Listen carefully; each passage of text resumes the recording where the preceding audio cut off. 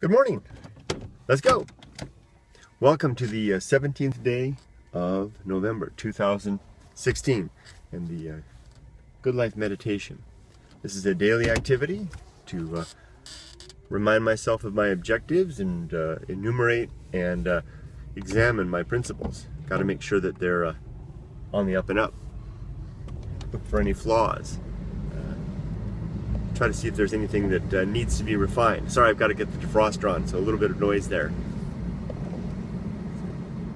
that down a little bit. And it's also interesting how this activity brings the things that are important to me, the guiding factors in life, straight to mind, and causes me to actually, it gives me a chance and helps me to live them better. It's truly astonishing how I actually find that these things are lingering in my head because of the fact that I'm talking about them actively on a daily basis. And when I need the guidance of the principles, they're frequently there. Not as often as I'd like, but very frequently so. Especially some of them, like some of the things like temperance and the recognition of the need to use reason to work out problems. I rely far less now on emotions, and am far less willing or inclined to run with my emotions than ever before, which is a far more mature way of living life, I think.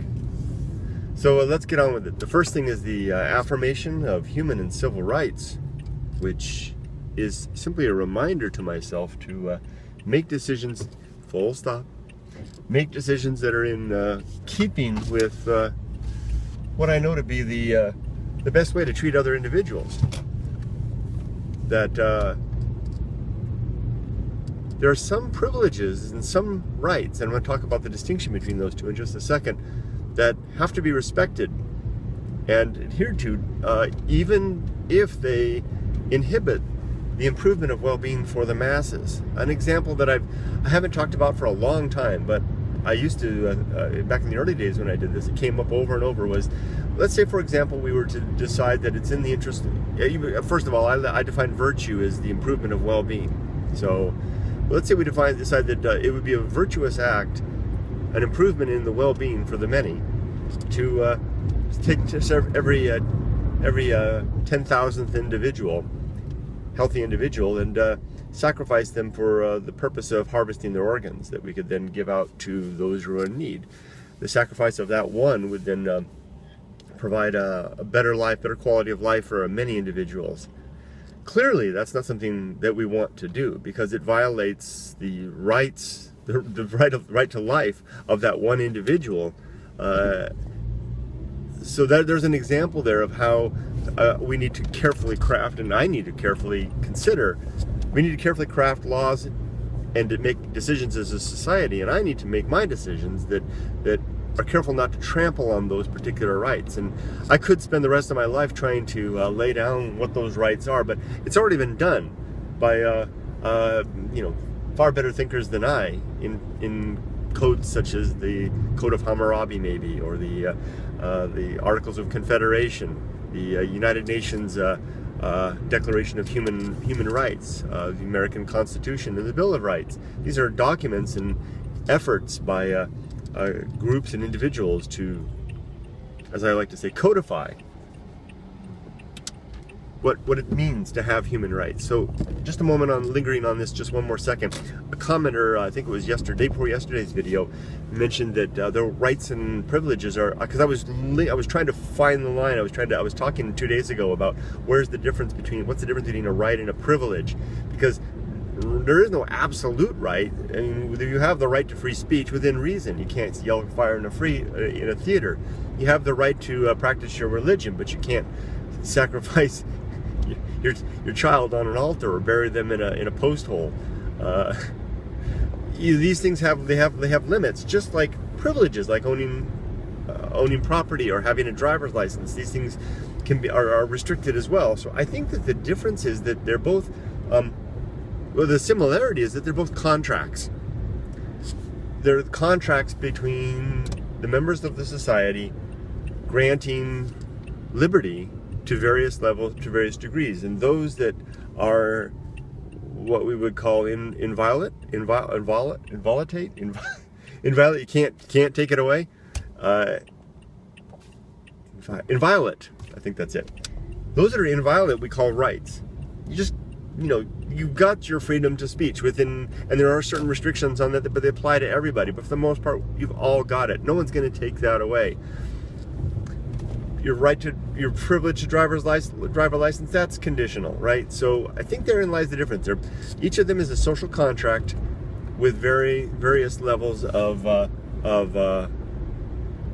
force and permanence. I think that's developing all right. So I think that's enough on that one. Now let's get to my 3 objectives. What are all these cops? 1, 2, 3, 4, 5, 6, 7. It's all police. What's going on? Well, yeah, maybe they're going to some event. Hopefully it's not a funeral or a funeral procession. So the 3 objectives. 1 is the objective of developing and maintaining good sound principles. These are the 10 that I'll come to in a moment. And I do that by doing this, turning this camera on every day and listing out my principles and talking about them and exploring their relative merit and weeding out the inconsistencies or the problems with those is the very activity of developing the principle and maintaining the principles. 2, the execution of good emotional reactions throughout the day. It's very, very important to me to behave in a mature, reasoned manner and to not let my emotions sweep me away. It doesn't mean that I don't have emotions or I don't listen to them. Quite the contrary. It's an effort to use what I like to describe as temperance with regard to emotions. We usually think of temperance with regards to alcohol and smoking and things like that, but I like to apply it even stronger towards the consumption of emotions, and I execute that to control how I respond to the world. And this means that I have to recognize the emotion, sample it, try to figure out where it came from and what its motivation is. Because emotions typically have an aim; they have some ambition. What is the ambition of this emotion? Is it to inflict pain on somebody else? Show my anger and execute some revenge, demonstrate arduous ardor in some way, love, arduous ardor. I guess that's what that would be. And then instead of running away with it wholesale, using it in a constructive manner, all the while constraining it. It's like holding back the throttle on a very powerful engine, and utilizing that energy towards more useful ends rather than an explosion. That works, if I do say so myself. The idea of the image of an explosion versus a controlled use of the energy. Similar to what's going on in this car. It's harnessing in the engine. It's harnessing the combustion power of the fuel in a controlled and constrained way, and gaining some 20-30% efficiency out of it and converting that into useful work rather than setting light to the entire gas tank and blowing the whole darn thing up. That's the difference between the one and the other. Here, I got a good challenge coming up. I've got coming up to my Starbucks thing, and I'm running a little bit later today because I'm going to a different office today, so it's closer, and I'm coming in late, and that means that there's going to be lots of competition to get in there, and I'm going to be held at the left turn lane, and people are going to be coming right, and I always feel this flush, like, I want to get in line, you're taking my spot, but it's such a silly, juvenile thing to even think about, but there it is. So instead of denying it, or worse yet, running away with it, I'll sit here, and here I am right now. I'll sit here, and here they come. I see people coming. They're going to turn right and go into Starbucks and beat me, and I have to wait for my arrow. You know what? Oh, I got the arrow, and now they get the anxiety. But I was prepared. I was prepared to exercise my temperance. It doesn't mean the emotions any less. I feel the same emotion every time. It's like, I want to be first. I want to be first. I want to be first. But instead of doing something or gunning it or something like that, I'll just sit there patiently talk to you guys. But I won. I won this time.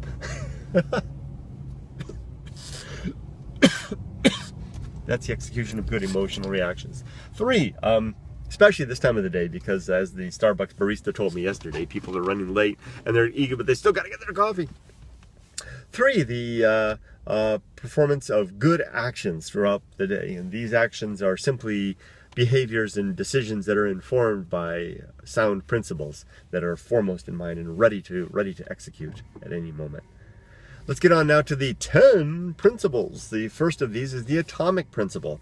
No bombs and no bombs here. This is simply a reminder to myself that everything in the universe is falling into pieces, and that those pieces are really just energy that's in kind of a frozen state, and that everything that I am is just a part of that as well. And very, very soon, probably before tonight, I will be, my life will be over, and the disintegration of my atoms will begin.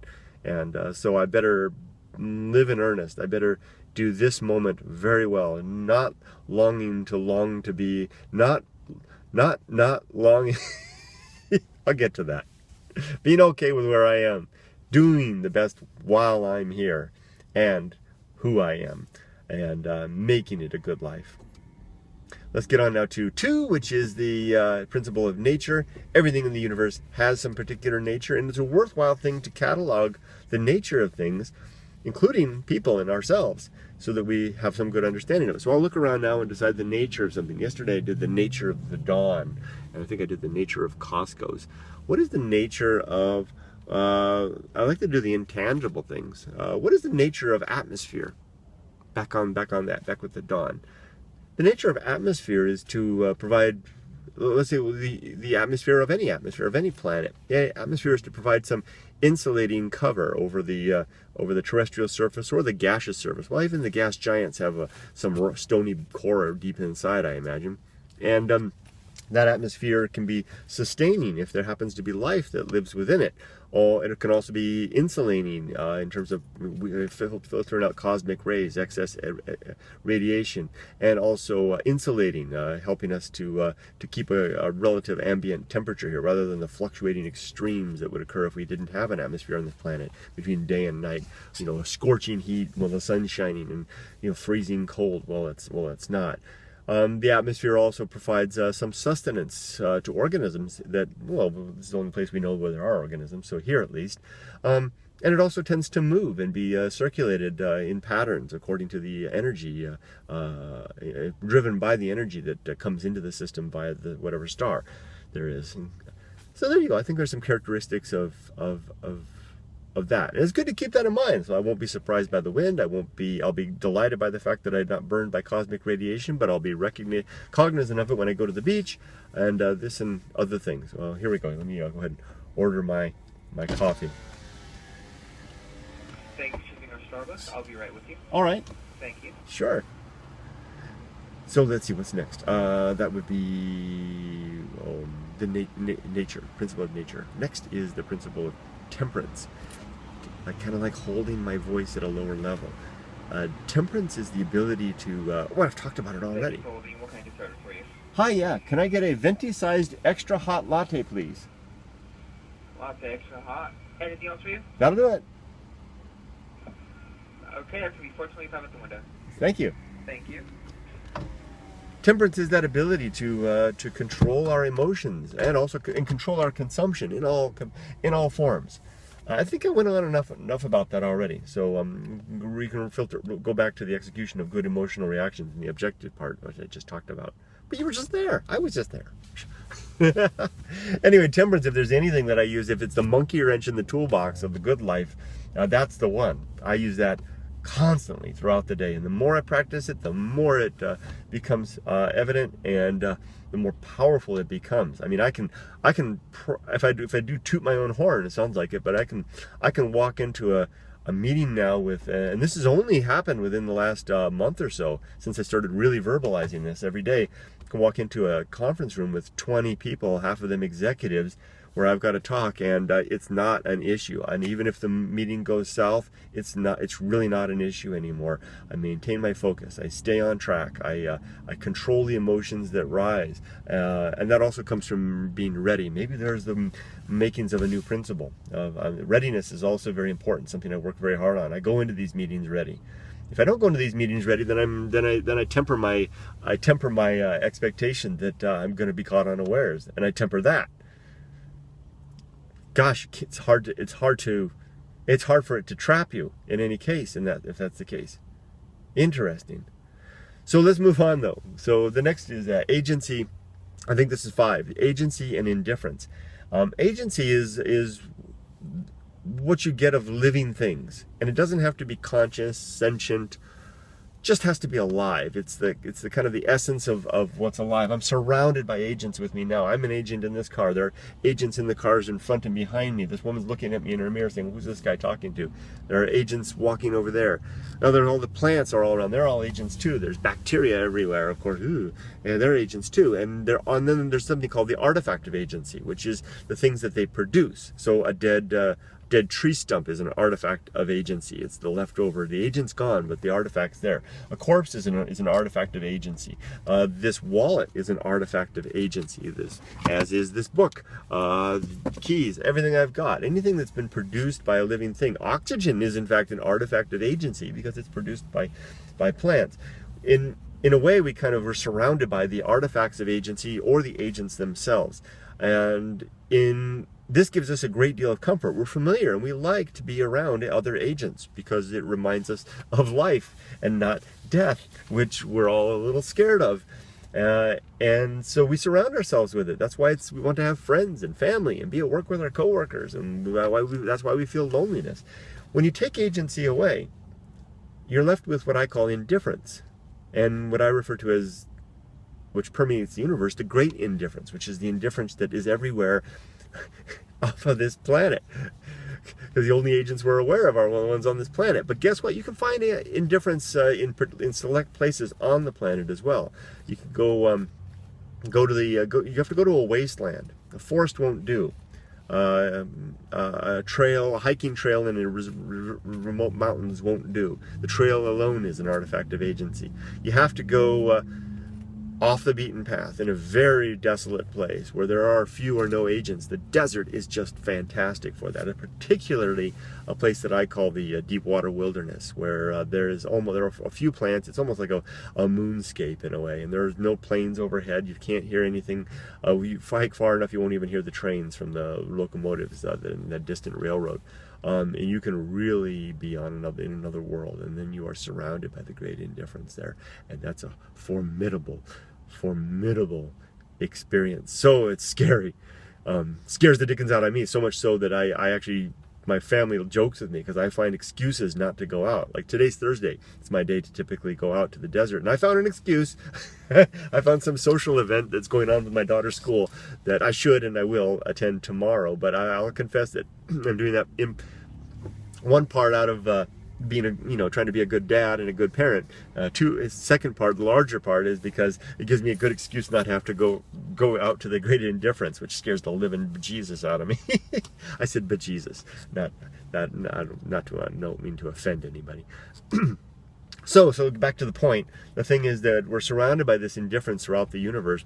We can encounter it with ourselves if we subtract out the agents in our lives. Artifacts of agency don't give enough. You can sit alone in your apartment and feel quite lonely as a result, and it's a very, very painful, difficult thing. So we surround ourselves by agents, and it's a good thing. It harkens back to the social principle. That's why it's so good to be social. But there's a danger in this. The danger is that the absence of agency and the threat of indifference, the awe-inspiring presence or non-presence of indifference, the indifference of indifference, scares the living crap out of us. So guess what? We invent agents where none exist. Hi. Hi, 425. All right. You're busy, huh? Yeah, really busy. Wow, always this way, right? Yeah. Do you want your receipt by any chance? No, I'm okay. No? All right.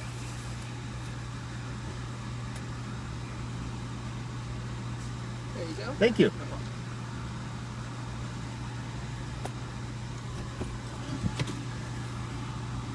So we invent them where they don't belong, where they don't really exist. All right, sir, you have a nice day. You too, thank you. Thank you. And we give them a name. We call them God. We call them gods. We call them ghosts. We call them spirits. We call them anything that basically really doesn't seem to have any other evidence that it's real, other than the fact that we want it to be real, because otherwise we have to live with all that damn indifference. And that's the danger in it. And humans have been wont to do this for however long we've been having. I guess we've had an imagination, right? And we still do it today. And the other part of it is that if you do that, you can then apply all kinds of attributes to this artificial agent, this imaginary agent, including you can give it the power of a lawgiver. And when you give God that power, all things are possible. You can basically use it as a control regulator in society to control activities, commerce, what people choose to do, who they sleep with, whatever the heck may be. So watch out for artificial imaginary agents. As comforting as they will be, they are very, very dangerous, especially when they are lawgivers, because their laws tend to be immutable. And there's nothing more dangerous and threatening than a rule that is absolute, because we're constantly learning new things about the universe, and we need to adjust our rules accordingly if we're going to be sane, rational, and mature adults living together in a very complex and diverse world. So now let's move on to the next one, which is after agency. Oh, the best seat in the house, which is right here. Look at the sun coming in. Okay, yeah, maybe I'd rather be driving a Ferrari. Maybe I'd rather be the CEO of Apple. Maybe I'd rather be somebody else. You know, be younger. You know, whatever the heck, whatever you want to be. The point is that there's lots of things that we would rather be, do, or experience. But the best seat in the house is the principle that reminds me to not want to be anything other than just what I am and where I am, and doing exactly what I'm doing. And that isn't sour grapes or a sense of resignation. It is simply an acceptance and being okay with where I am at the moment. Because what's more important is that I'm living a principled life. And there will be moments periodically when I'll roll those dice. You know, most of the time I won't get two ones, but once in a while I'll get snake eyes. And instead of being happy just because I get snake eyes from time to time, I'm going to enjoy the experience of rolling the dice, whatever comes up, even if it's a losing hand and the whole pot is gone. That way I get more out of it. I mean, it's a more immediate and deliberate and an enjoyable life altogether. So the best seat in the house, right here, right now, right where I am, all the while I'm working hard to make things better.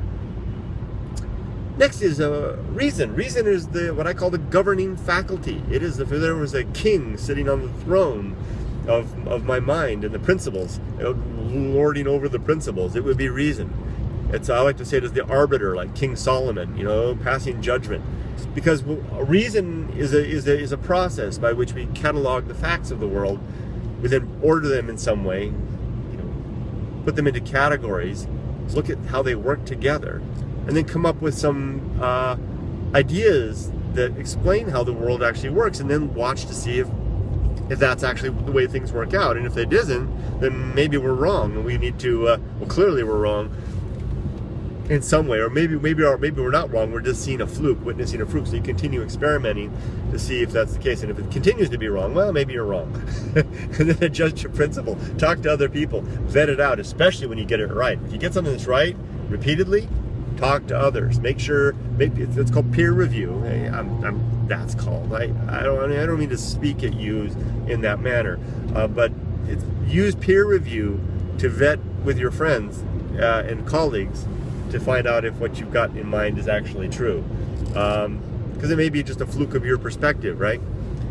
And in the end, you've got a tool that you can use to better approach truth and figure out what is true in the world. It's a tremendously powerful thing. Next is virtue, which is the purpose of... Did I mean to do virtue now?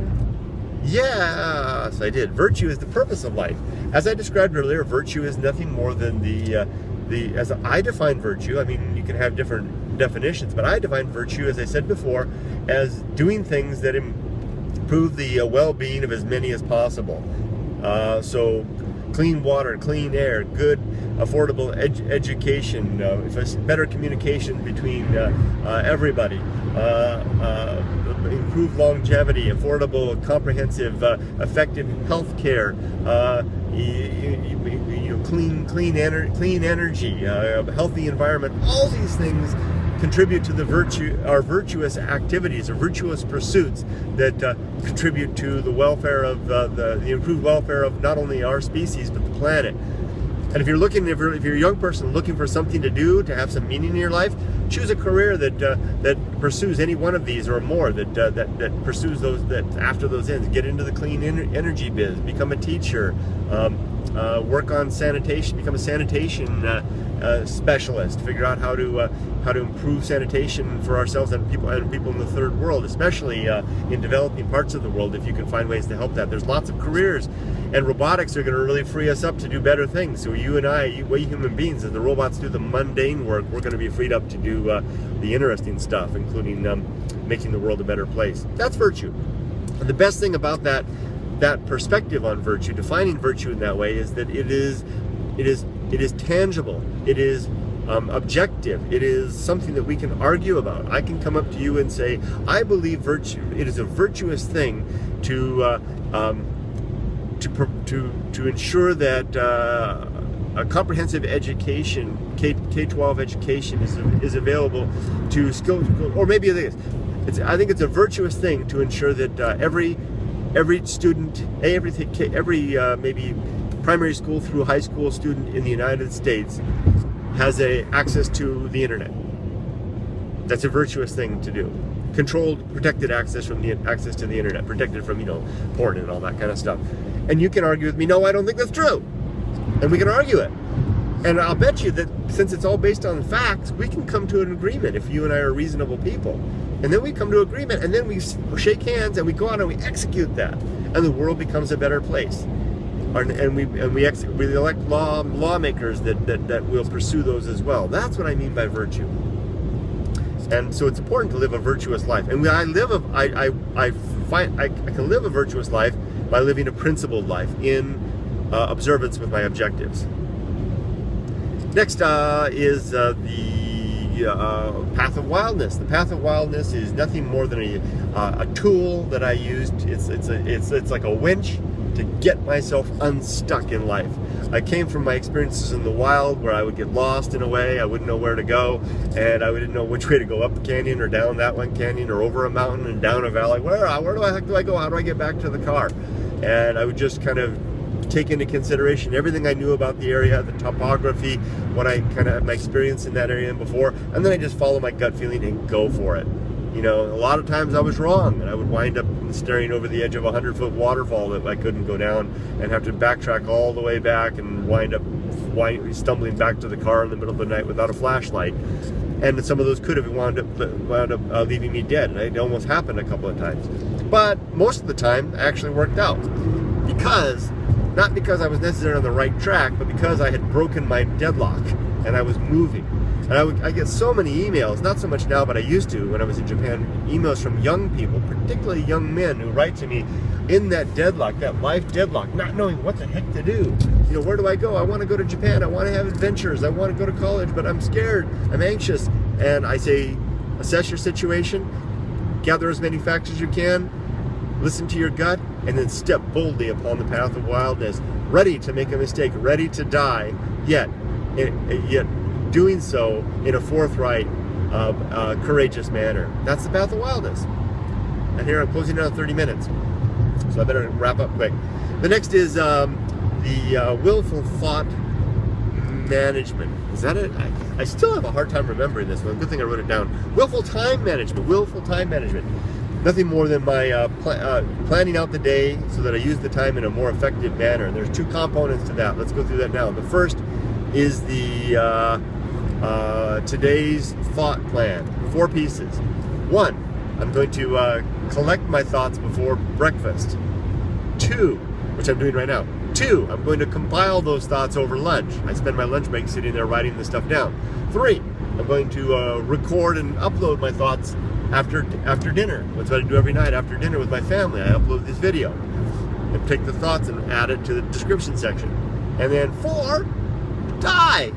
Yeah. So I try to get all that done so I can die before before bedtime. Although probably I'll die before then. I'll probably die long before that. So this will never get uploaded. I'm doomed. We're doomed. So there we go. And then the next part is the today's action plan.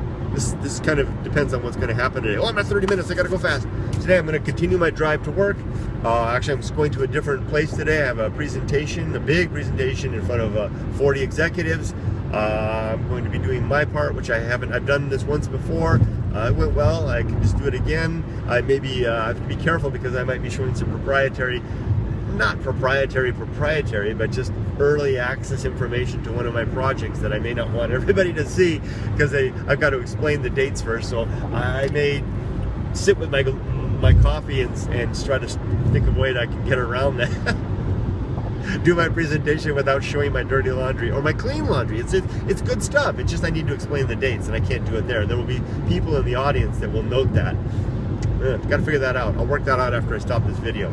After that, I've got another meeting at 11 o'clock, with another decision maker. We've got to, and it's going to be a challenging one because this is for Project X, and Project X, the organization wants Project X executed in a very aggressive timeline, and I'm struggling to find a way to do that timeline in order to do the project right. The thing that I came up with yesterday does not match that timeline. I'll have to explain myself at 11, which is a really hard thing to do, but I think I can. I think I know the facts. See, armed with the facts, right? Using reason. Then after that, I've got 3 meetings after that in the afternoon. Bam, bam, bam. Same. That's for Project Y. Bam, bam, bam. And there's so many spinning plates in the air with Project Y. I'm having a hard time keeping track of it. I really have to execute some of these things right away. It's really tough. Another one with tight deadline and deliverable. And I think I'm going to wrap up right now with that, with a rotten day forecast. Oh, and then after that I'll get home. I'll enjoy my drive home. I'll listen to some TED Talks or something like that. Something interesting, engage the mind, get me thinking I can talk about with my family over dinner. And then I'll get home and do this stuff.